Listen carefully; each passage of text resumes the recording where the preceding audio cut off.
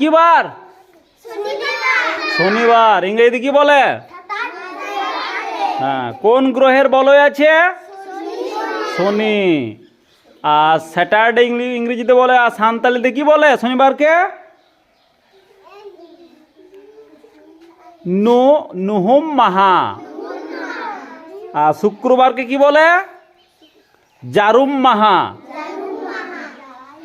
আর সোমবারকে অতে মাহা। আর রবিবারকে বলে সিংহ মাহা। আর বৃহস্পতিবারকে কি বলে? সারদি মাহা।